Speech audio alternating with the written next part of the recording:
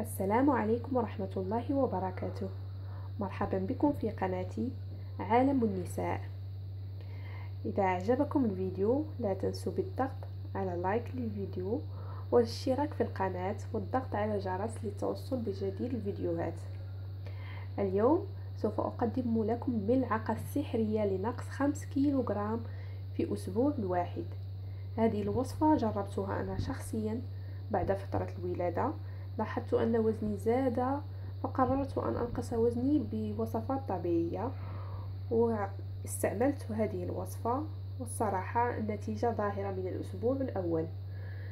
والمميز في هذه الوصفة أنها وصفة طبيعية تعتمد على مكونات بسيطة جدا، وهي القهوة، البن، فقط ملعقة صغيرة من مسحوق القهوة ونصف ملعقة من العسل طبيعي. أنا أؤكد على أن يكون العسل طبيعي وليس عسل السكر. لتحضير هذه الوصفة يكفي بمزج البن مع نصف ملعقة من العسل الطبيعي هكذا.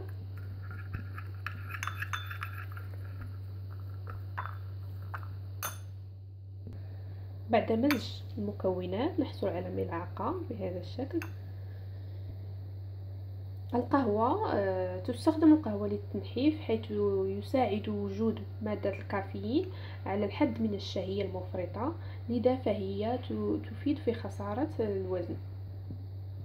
كما تلاحظون فهي ملعقة. بالنسبة لطريقة الاستعمال، نأخذ ملعقة صغيرة من هذه الوصفة السحرية في الصباح قبل الفطور، وملعقة في المساء، يعني ملعقتين من هذه المكونات في الصباح، ملعقة صغيرة في الصباح وملعقة صغيرة في المساء فقط. وستلاحظون أن الوزن ينقص بعد مرور أسبوع.